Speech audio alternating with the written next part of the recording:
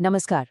आज हम पुलवामा हमले के पीछे की जो साजिश थी उसकी परतें खोलेंगे और ये सब कुछ होगा तथ्यों और जो भी हमारे पास स्रोत मौजूद हैं उनके आधार पर।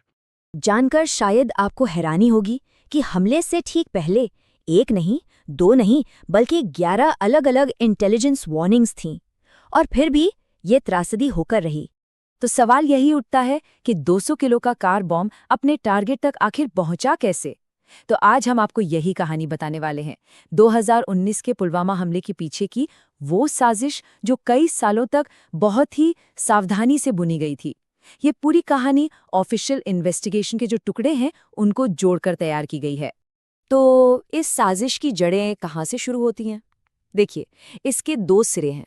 पहला सिरा जुड़ता है मसूद अजहर की रिहाई और उसके बाद उसके संगठन जैश-ए-मोहम्मद के बनने से, और दूसरा एक लोकल कश्मीरी लड़का आदिल डार जो धीरे धीरे कट्टरपंथ के रास्ते पर चल पड़ा। देखिए, आदिल डार जो 12वीं क्लास का एक आम सा स्टूडेंट था, वो रातों रात एक सुसाइड बॉम्बर नहीं बन गया।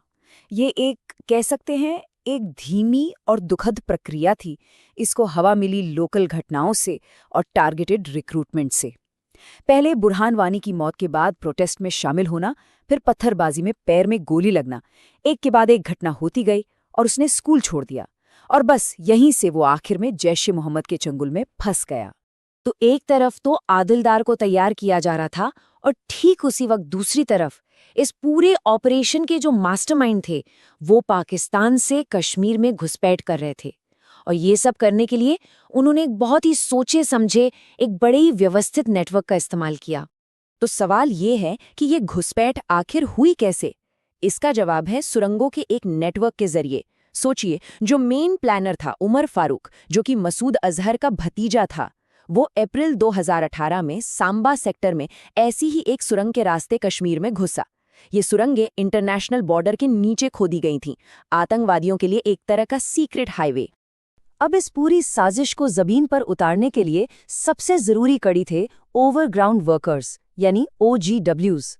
अब ये OGWs कौन होते हैं? ये लोकल लोग होते हैं जो खुद हथियार नहीं उठाते, लेकिन आतंकियों को हर तरह की मदद देते हैं, जैसे खुफिया जानकारी देना, छिपने के लिए सुरक्षित जगह देना और भी बहुत कुछ। मतलब ये आतंक की रीढ़ की हड्डी की तरह काम करते हैं। ये एक तरह से वो अदृश्य दुश्मन थे जो समाज के बीच में रहकर ही काम कर रहे थे। और ये नेटवर्क कितना ऑर्गेनाइज था, इसका अंदाज़ा आप इनके काम के बंटवारे से लगाइए। किसी का काम था सेफ हाउस अरेंज करना, तो किसी की जिम्मेदारी थी हमले के लिए गाड़ी खरीदना। मतलब हर काम के लिए एक अलग बंदा था। ये कोई बिखरा हुआ ग्रुप नहीं था, बल्कि एक प्रॉपर सोची समझी प्लानिंग के साथ काम करने वाला ऑपरेशन सेल था। तो ठीक है, मास्टरमाइंड आ गया, सपोर्ट नेटवर्क भी तैयार हो गया। अब अगला स्टेप क्या था? हथियार तैयार करना। और हथियार क्या था? बॉम्ब। ये जो आईईडी था, यानी इम्प्रोवाइज्ड एक्सप्लोसिव डिवाइस, ये मिलिट्री ग्रेड और आम चीजों का एक बड़ा ही खतरनाक कॉकटेल था। आप सोचिए, RDX जो घुसपैठिए लाए थे, जेलेटिन स्टिक्स जो लोकल खदानों से सोर्स की गई, और अमोनिया वो अमेज़न से ऑनलाइन खरीदा गया था। इन सारी चीजों को धीरे धीरे बड़ी मेहनत से इकट्ठा किया गया था। और सबसे चौंकाने वाली बात, ये पूरा का पूरा बम एक आम से घर के स्टोर रूम में बनाया गया। मतलब ये पूरी साजिश सबकी नजरों के ठीक सामने चल रही थी।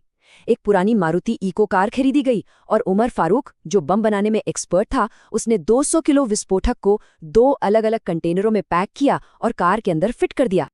और फिर वो दिन आया, 14 फरवरी।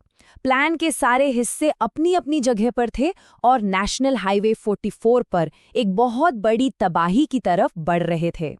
यहाँ पर हमें इस सिस्टम की वो कमियां साफ दिखती हैं जिनका हमलावरों ने पूरा फायदा उठाया। मतलब उस दिन कई चीजें एक साथ हुईं जिसने कॉन्वॉय को बहुत ज्यादा वल्नरेबल यानी कमजोर बना दिया। एक तो हाईवे बंद होने की वजह से कॉन्वॉय बहुत बड़ा था, ऊपर से उसके साथ साथ आम ट्रैफिक भी चल रहा था और ज्यादातर गाड़ियां बुलेट प्रूफ भी नहीं थीं। दोपहर के ठीक 3:15 पर आदिल डार ने उस विस्फोटक से लदी कार को CRPF कॉन्वॉय की बस नंबर 5 से सीधा टकरा दिया। धमाका इतना जबरदस्त था कि उसकी आवाज 10 किलोमीटर दूर तक सुनाई दी। इस हमले में 40 सुरक्षाकर्मी मौके पर ही शहीद हो गए। हमले के फौरन बाद इन्वेस्टिगेशन शुरू हुई और चारों तरफ सिर्फ मलबा और छोटे छोटे टुकड़े थे। लेकिन उसी मलबे के ढेर से एक ऐसा सुराग मिलने वाला था जो इस पूरे केस को सुलझाने की चाबी साबित हुआ। यकीन करना मुश्किल है, लेकिन ब्लास्ट साइट पर जांचकर्ताओं को कार का सिर्फ एक मुड़ा तोड़ा क्रैंकशाफ्ट मिला। बस एक टुकड़ा, लेकिन वो काफी था।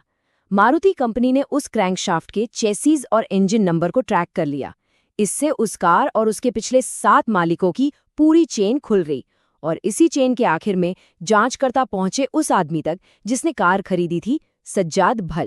तो गाड़ी का सुराग तो मिल गया था, लेकिन जो असली मास्टरमाइंड था, उमर फारूक, वो अभी भी पकड़ से बाहर था। लेकिन फिर उसने एक बहुत बड़ी और कह सकते हैं एक बहुत ही घमंडी गलती कर दी। हुआ ये कि महीनों पहले उसने एक पुलिस ऑफिसर को धमकी भरा मैसेज भेजा था। उस ऑफिसर ने मजाक में उस नंबर को हाय जानू नाम से सेव कर लिया था। यही मैसेज उसके खात्मे की वजह बना। हमले के बाद उमर ने वो नंबर बंद कर दिया, लेकिन फिर उसने उसे दोबारा एक्टिवेट किया। जैसे ही नंबर एक्टिवेट हुआ, साइबर सेल को अलर्ट मिल गया, उसकी लोकेशन ट्रेस हुई और एक एनकाउंटर में उसे मार गिराया गया। सोचिए, एक मामूली सा टेक्स्ट मैसेज उसकी आखिरी गलती बन गया। लेकिन कहानी यहाँ खत्म नहीं हुई। असली ब्रेक थ्रू तो अभी बाकी था। ये मिला उमर के एनकाउंटर के बाद उसके पास से मिले 2 टूटे हुए मोबाइल फोन से। पहले तो लगा कि ये बेकार हैं, लेकिन फोरेंसिक एक्सपर्ट्स ने क्लाउड बैकअप से 100 GB से भी ज्यादा डिलीट किया हुआ डेटा रिकवर कर लिया। ये डेटा किसी खजाने से कम नहीं था। इसमें सब कुछ था। बम बनाने की तस्वीरें, पाकिस्तान में बैठे हैंडलर्स के साथ बातचीत की वॉइस नोट्स, सब कुछ। इस डेटा ने साजिश की पूरी तस्वीर सामने रख दी और ऐसे सबूत दिए जिन्हें कोई झुटला नहीं सकता था। और इन्हीं पुख्ता सबूतों के आधार पर NIA ने 13,800 पन्नों की चार्जशीट फाइल की। इसमें पूरे नेटवर्क का पर्दाफाश किया गया और जो पूरा लोकल सपोर्ट सेल था उसे गिरफ्तार कर लिया गया।